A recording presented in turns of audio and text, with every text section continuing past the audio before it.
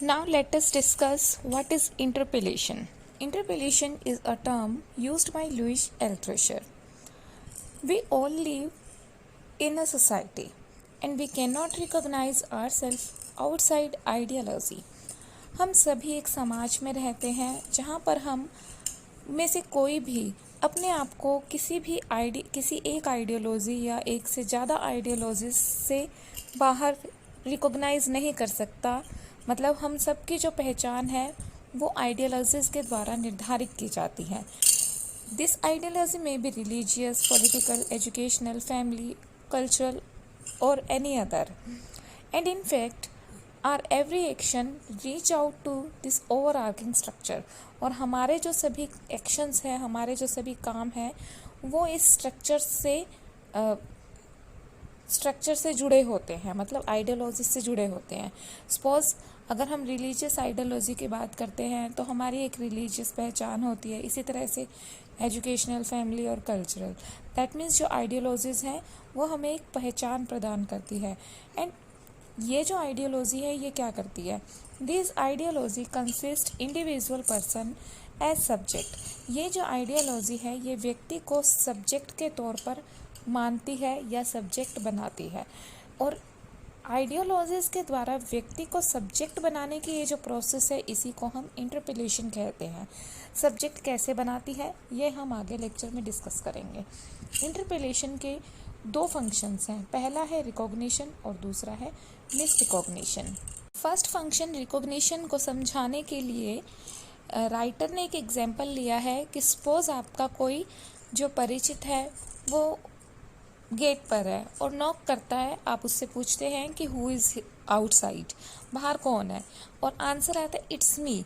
And when you ensure you know that person, जब आप ये सुनिश्चित कर लेते हैं कि हाँ ये वही पर्सन है, तो आप क्या करते हैं?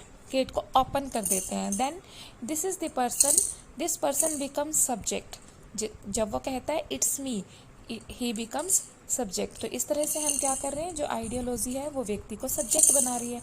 और जब हम उसे पहचान लेते हैं, ठीक है, तो ये क्या हो रहा है? रिकॉग्निशन हो रही है, पहचान हो रही है उसकी। तो इस तरह से इंटरपेलेशन है व्यक्ति को सब्जेक्ट बनाना, एक इंडिविजुअल को सब्जेक्ट बनाना।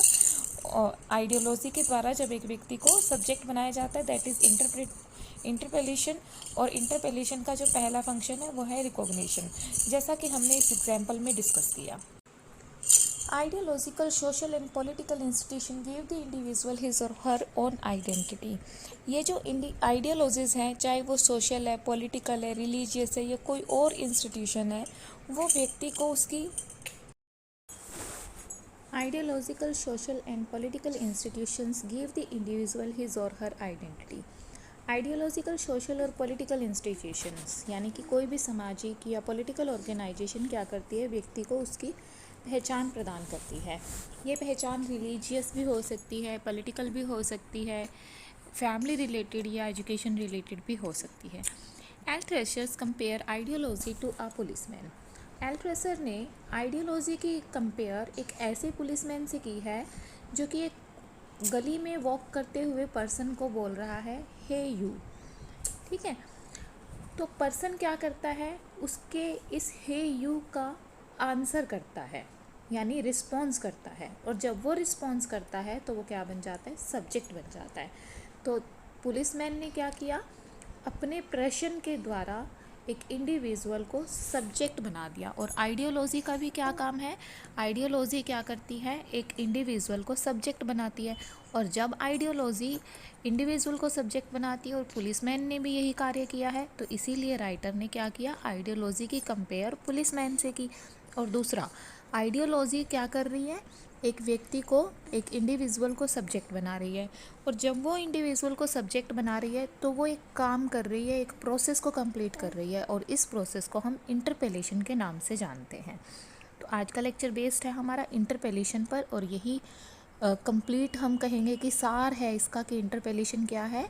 जब आइडियोलॉजी किसी व्यक्ति को, किसी इंडिविजुअल को सब्जेक्ट के तौर पर कंस्टिट्यूट करती है तो उस प्रोसेस को हम इंटरपेलेशन कहते हैं।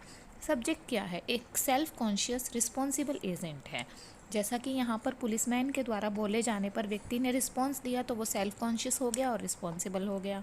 ठीक है, ऐसा agent whose action can be explain by his her thoughts, जिसके एक्शंस को उसके खुद के थॉट्स के द्वारा एक्सप्लेन किया जा सकता है। एल्थ्रेसर इसी इंटरपेलेशन को एक और आइडियोलॉजी, क्रिश्चियन रिलीजियस आइडियोलॉजी से एक्सप्लेन करते हुए, उसका एग्जाम्पल देते हुए एक्सप्लेन करता है। क्या कहता है कि अगर क्रिश्चियन रिलीजियस आइडियोलॉजी के अकॉर्डिंग एक व्यक्ति को देखा जाए तो जो व्यक्ति है, जो क्रिश्चियन है, यहाँ पर व्यक्ति क्या है, क्रिश्चियन आइडियोलॉजी के अकॉर्डिंग, क्रिश्चियन रिलीजियस के अकॉर्डिंग हम देख रहे हैं, तो यहाँ पर जो व्यक्ति है वो डायरेक्टली एक सब्जेक्ट बन जाता है। और क्या बन जाता है, क्रिश्चियन बन जाता है वो। ये जो क्रिश्चियन है इसको गॉड कॉल करता है, मतलब गॉड संबोधित करता है। किस चीज़ के लिए, कि वो देखे कि वर्ल्ड में उसका क्या प्लेस है और किस तरह से वो गॉड से मिल सकता है, मतलब जो जीसस क्राइस्ट है उससे वो किस तरह से मिल सकता है। तो यहाँ पर जो व्यक्ति है वो एक रिस्पॉन्सिबल एजेंट बन जाता है या सेल्फ कॉन्शियस एजेंट बन जाता है। इस तरह से वो सब्जेक्ट बन जाता है और ये क्या है, इंटरपेलेशन है।